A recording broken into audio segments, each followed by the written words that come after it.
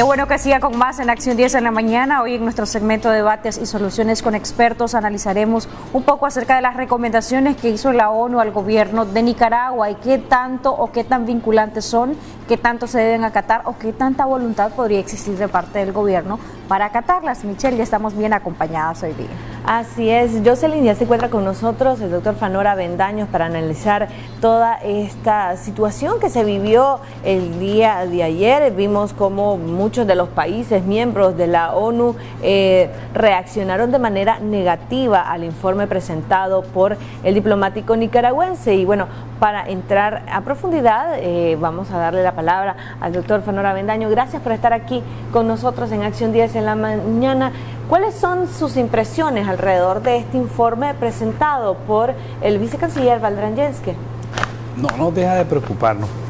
Nos preocupa algo que deberíamos de tener como país, como Estado, un poco ya rezagado, y es que los aspectos de retóricas y de constantes justificaciones no caben en la situación actual del país, en este contexto de desenvolvimiento internacional, para decir que se van a solucionar las cosas.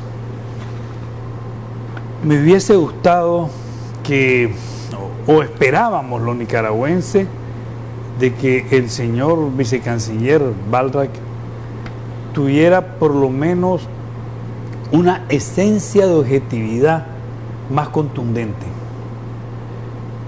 Porque una de las cosas que él debe saber, y indudablemente que lo domina en su totalidad, porque Valdran ha sido funcionario de las Naciones Unidas y de organismos internacionales. Él trabajó con esos organismos vinculados inclusive a los temas de derechos humanos y de capacidades ciudadanas por muchísimos años, y lo hizo de manera muy eficiente. Pero él sabe que cuando se entrega un informe se pasa a un proceso de verificación, de ver hasta dónde eso es verdad y hasta dónde tiene sus fallos. Además que este comité, este examen para el país, que es cada 5 años en las Naciones Unidas, y que para muchos países, no solamente Nicaragua, más adelante vamos a hablar de eso, no solamente para Nicaragua se están haciendo estas observaciones, sino que son cuestiones ya instituidas en las Naciones Unidas, pero él sabe de que después tienen que demostrar la evidencia. Y me pregunto yo, ¿cómo va a quedar su imagen en el Estado de Nicaragua cuando esas evidencias después caen en un vacío de respuesta, porque Nicaragua como Estado no va a dar respuesta? Entre otras cosas se dijo incluso, doctor, que no había periodistas presos. Sí, o sea, ¿y acaso Miguel Mora no es periodista? Lucía no es periodista, Marvin.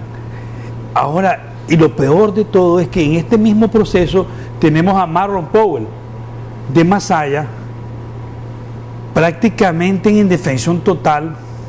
Nos preocupa a Marlon Powell, nos preocupa este periodista de sobremanera, porque su integridad física está en peligro, su integridad moral está en peligro. El debido proceso de este periodista de Masaya ha sido totalmente violentado.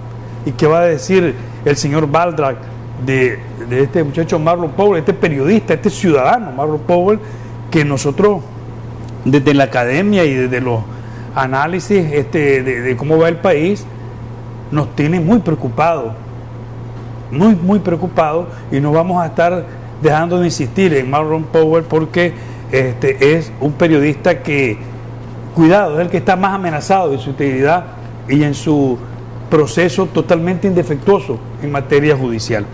Pero además de eso tenemos el diario La Prensa, tenemos el Nuevo Diario, tenemos las confiscaciones fácticas a medios de comunicación por 100% noticias. Eso, ¿cómo lo demuestra lo contrario? ¿Cómo demuestra lo contrario?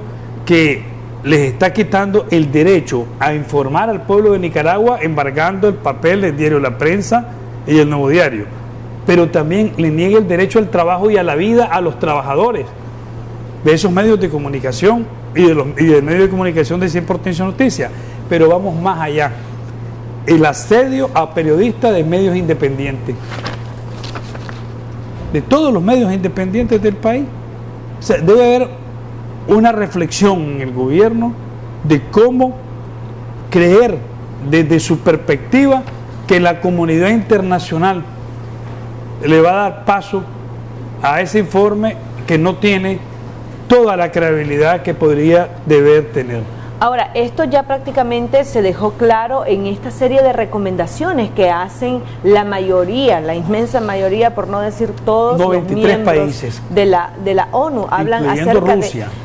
Incluyendo Rusia, un aliado importante del gobierno del presidente Ortega. Ellos dijeron que era necesario elecciones libres, transparentes, también se habló de elecciones adelantadas. De apertura con organismos internacionales. El retorno de estos organismos a nuestro país para continuar y acompañar estos procesos de negociaciones. ¿El gobierno a qué apostaba al presentar un informe retomando discursos como el hecho del supuesto golpe de Estado? En realidad ellos apostaban en que la comunidad internacional cambiara su percepción.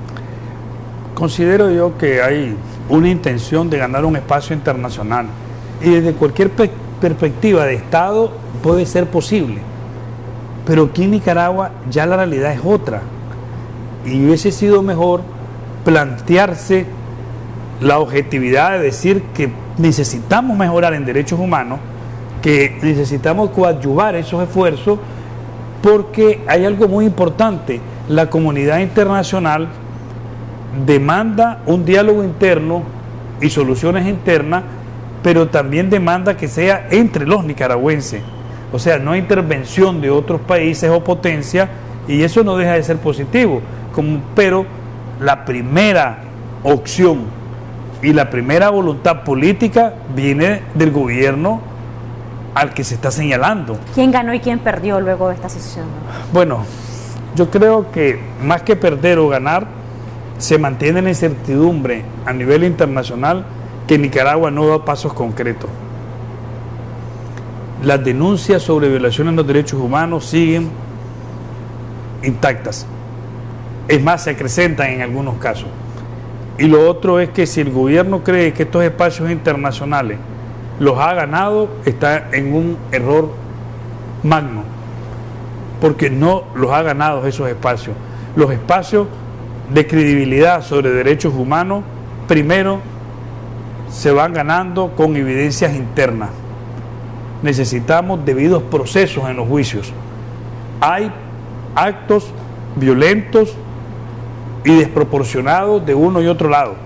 Eso es muy objetivo, pero hay que demostrarlo en los debidos procesos. ¿Cómo se va a demostrar esto?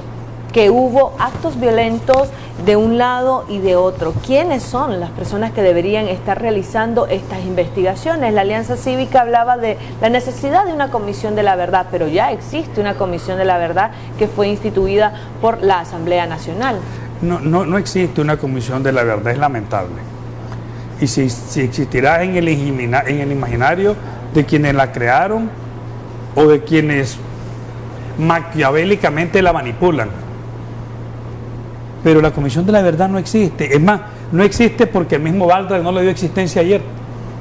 Cualquier Estado responsable, cualquier Estado serio, con institucionalidad, dice, hay una Comisión de la Verdad y tenemos un informe y estamos apreciando lo que nos dice y estamos dándole seguimiento.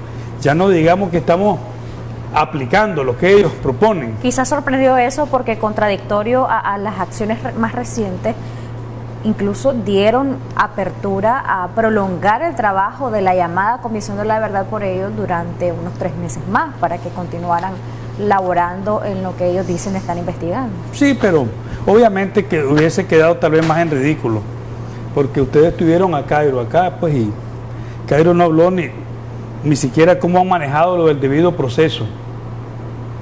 Cairo no mencionó de cuánta gente sigue siendo perseguida después de haberle dado casa por cárcel. Por lo tanto, lamentablemente, yo considero que la Comisión de la Verdad es la comisión de una burla, Y es difícil una comisión de la verdad en cualquier parte del mundo, pues yo conscientemente lo expreso, es muy difícil. Tiene que ser gente muy ética, muy valiente, muy amante de la paz y también de la objetividad. ¿Qué tan relevante, doctor, y qué tan preponderante es que en el seno ahí de esta reunión en la ONU se haya dado este tipo de recomendaciones al gobierno? ¿Qué tanto se podría cumplir? ¿Qué tanto peso internacional tienen en este contexto en el que todos los nicaragüenses esperamos se solucione la crisis? La implicancia que tiene esto, en primer lugar, es una implicancia a mediano plazo cuando menos. Y hay que ser muy objetivo en este sentido. No es una implicancia automática. Lo automático tal vez puede ser el bajo nivel de prestigio del gobierno. Hasta ahí sería tal vez lo automático, pero en sanciones, en resoluciones que vayan a aplicar cosas de restricciones internacionales, lleva su tiempo. Es más, las Naciones Unidas para estos casos tiene 5 años de monitoreos.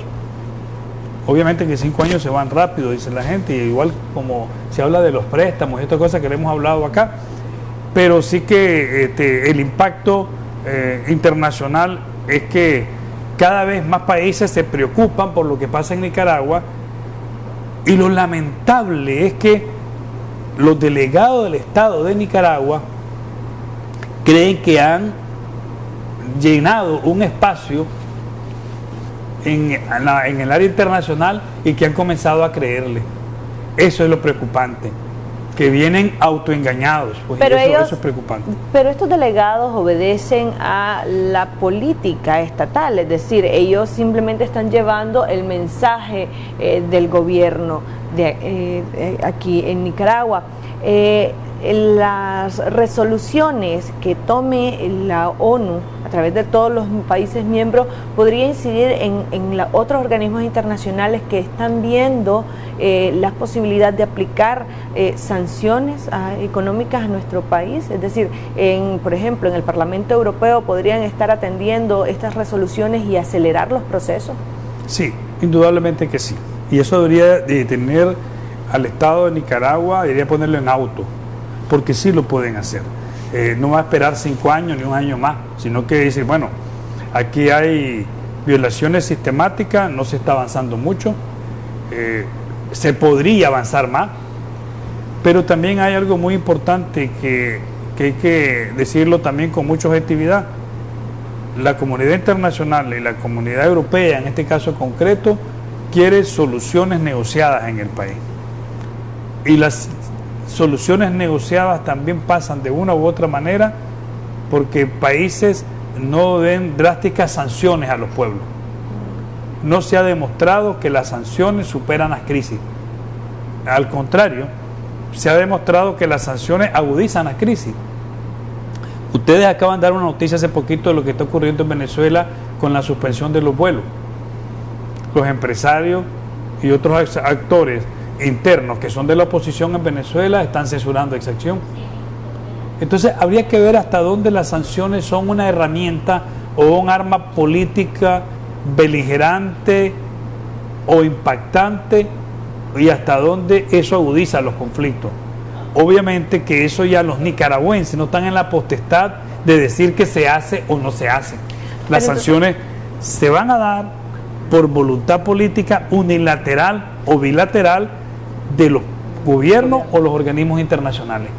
Entonces podría decirse que el gobierno está apostando a esto, a que en realidad los organismos internacionales le den largas a la aplicación de las sanciones, considerando que en la mesa de negociación no ha tenido ningún resultado concreto y que el gobierno es el que aún no ha cumplido con los acuerdos firmados en marzo pasado. Sí, el gobierno está dándole larga. Yo considero que sí, en el análisis pero con el objetivo de que los organismos no apliquen las sanciones. Sí, y con el objetivo también de que el proceso electoral, que quiera o no se va a dar, sea lo más largo posible para poder recomponer su fuerza política interna, estabilizar la economía en función de decir que puede tener algo de gobernabilidad y sobre todo de ver cómo se dispersa la oposición. Algo de lo que también se dijo, doctor, fue el adelanto de elecciones, que se permita un proceso para unas elecciones libres, y esto pues lo dijeron países como Francia y Japón. Ante ello pues el representante, el diplomático nicaragüense, dijo que sería una violación al orden constitucional. ¿Cómo se está viendo este tema desde la perspectiva de la óptica internacional? Esto del adelanto de elecciones, paralelo a los representantes que están viniendo de vez en cuando a Nicaragua por parte de la OEA para ver el tema de la reforma electoral. Sí, está dejando la sensación de que ese no es absoluto. Es la sensación que quieren dejar para alargarlo, pero ese no es absoluto. Ya en los años 80 vimos que se adelantaron las elecciones, se decretó una reforma, se consensuó a nivel nacional e internacional. El adelanto de elecciones por los acuerdos de Esquipula fue una presión internacional. Ahora bien, la comunidad internacional no le está poniendo sello a un adelanto de elecciones, hay que estar muy claro de eso. La presión internacional, los foros internacionales están pidiendo procesos electorales transparentes, legítimos. No están diciendo cuándo o cómo se haga. Si estas son adelantadas para solucionar la crisis, aplaudible. No hay país del mundo que no pueda adelantar elecciones. Lo decimos desde el pensamiento jurídico, pero también desde la práctica constitucional. Y ya hemos hablado de los tiempos necesarios para eso y de que se necesitan 2 legislaturas, sí, dicen algunos expertos. Es lo más infantil decir que la Constitución me obliga a que no adelante de elecciones. Entonces, eso es atentar contra la inteligencia de la ciudadanía del país. Sí, se pueden adelantar elecciones en cualquier parte del mundo. Sin embargo, aunque los organismos internacionales no han establecido de manera explícita el tema del adelanto de elecciones, Estados Unidos sí lo ha dejado claro. En varias ocasiones funcionarios de gobierno han explicado que la salida a la crisis son diferentes puntos, entre ellos la liberación de los presos políticos. Al finalizar de estos 5 puntos hablaban de elecciones libres y transparentes y adelantadas. Considerando que Estados Unidos es nuestro principal socio comercial y que están a punto de aprobar una ley que implicaría sanciones duras contra nuestro país, esta postura de Estados Unidos podría incidir en la comunidad internacional para que también se sumen a esta petición. En alguna medida, siendo objetivo, los Estados Unidos no son los Estados Unidos ni siquiera de hace 50 años. Y lo hemos dicho en otros análisis, los Estados Unidos es una potencia decadente. Ya vimos cómo ha manejado el caso de Venezuela. Usted me llevó en la mañana, yo le dije, esto no va, no resulta, esto va para largo. Y los Estados Unidos ya habían anunciado que iba para ahora, ¿verdad? Los Estados Unidos hablaron de la troika comunista, y el grupo de Lima, que está influenciado por ellos, le está pidiendo a Cuba que medie el caso venezolano. Los Estados Unidos promovieron el desconocimiento del presidente Maduro, y estamos ahora en Europa, en un país, ustedes lo anunciaron, ya buscando contactos para las negociaciones. La comunidad internacional quiere diálogo y negociación para superar las crisis. Es más, deberíamos de aplaudir eso. Lo que tendríamos que estar claros los nicaragüenses, y aquí lo hemos dicho en este medio, que diálogos de verdad sí, diálogos de mentiras no. Entonces, doctor, la retórica de discurso de Estados Unidos es prácticamente eso, una retórica, es decir, no tienen el poder que dicen ostentar, no tienen la presión necesaria, porque, por ejemplo, incluso escuchábamos que varios funcionarios del gobierno estadounidense salían hablando del caso de Venezuela en más de una oportunidad, y siempre han dicho, todas las opciones están sobre la mesa, incluida una intervención militar. Sí, y es posible. O sea, no estoy diciendo que no se pueda hacer. Lo que sí es que estar claro que su política exterior, la política del presidente Trump, lamentablemente para ellos, es una política incoherente. Con los tiempos que estamos viviendo. Es tan incoherente la política del señor Trump que su política exterior la tuitea más que la analiza o más que le hace una estrategia. Es es una política de ánimos del país más potente económicamente del mundo. Pero ahora las potencias se están recomponiendo. Y entonces ya no es la primera potencia del mundo los Estados Unidos como se cree, porque se está demostrando. Ya países europeos le dicen, espérese, vamos a hacer esto, China le dice igual, el Consejo de Seguridad no lo domina, porque son las nuevas realidades mundiales.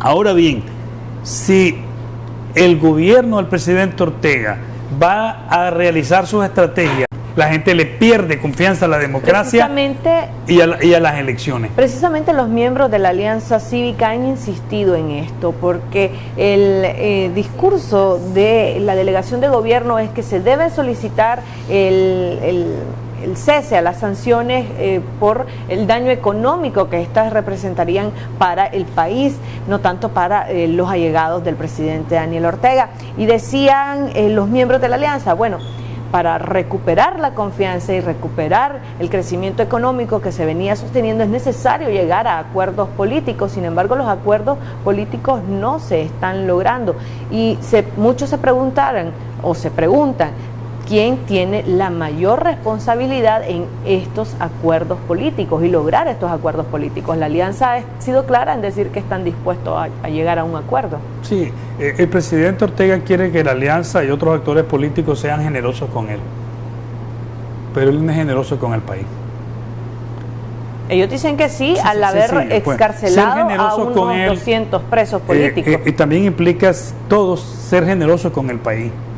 El país necesita liberar a los presos políticos y se puede liberar a los presos políticos. El país necesita crear condiciones para un sistema de justicia que vaya a buscar la verdad de los hechos acontecidos con asesinatos de uno y otro lado.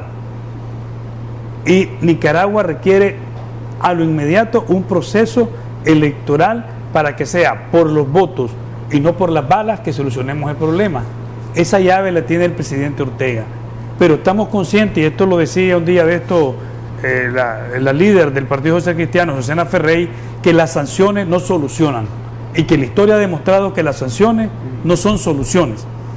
Pero esto también tiene que conllevarnos a decir quién tiene la potestad o la primera potestad de suspender esas sanciones. Todos sabemos que ese es el gobierno del señor presidente Ortega. Ahora el papel de la clase política, ya en un minutito, porque ya estamos en tiempo de finalizar. ¿Estamos en una Nicaragua preparada, políticamente hablando, del lado de la oposición? ¿O hay una crisis de liderazgo, hay una crisis de partidos que incluso muchos han señalado? Hay partidos zancudos, siempre están tratando de dividir el voto para dar victoria al Frente Sandinista de Liberación Nacional. Siempre hemos escuchado en los últimos 10 años que están claros en que lo que tienen que hacer es unirse, pero nunca lo hacen. Bueno, voy a decir previo a eso una cosa. El diálogo está vivo y las mejores condiciones del diálogo son ahorita. Y lo vamos a ver en las próximas 2 semanas. Y lo hemos sostenido y lo sigo sosteniendo. Lo otro es que en Nicaragua no hay pocos liderazgos, hay borbollones de liderazgo. Nunca había habido tanto liderazgo en este país como hoy día. Y ¿saben por qué? Porque, voy a insistir, es un liderazgo horizontal. Nunca había liderado, ni en el tiempo de la lucha, ni en el tiempo de la lucha armada del Frente Sandinista. Nunca habían liderado tantos jóvenes, tantas mujeres, tantos campesinos y tantas madres una lucha cívica en Nicaragua. Jamás ha habido tanto liderazgo. Y una vez que vayan las elecciones, ese liderazgo horizontal, al contrario, los partidos políticos van a buscarlo y no ellos los partidos políticos. O así tendría que ser. Sí. Perdón, en estos liderazgos sí se requiere de una mejor organización, considerando que no hay una especie de valga la redundancia, un organismo, una organización, ya sea política o civil, que los aglutine y que los organice para que se visibilicen, porque hasta aquí no vemos una identidad clara. Están como que muy dispersos. Muy dispersos. ¿No? Debería ser algo incluyente, unificado. Eso se cree. Yo creo que están más dispersos los partidos políticos que los liderazgos sociales. va a ser un fenómeno sociológico y político. Están más dispersos los partidos políticos que los liderazgos sociales. Bueno, doctor, muchas gracias por habernos acompañado.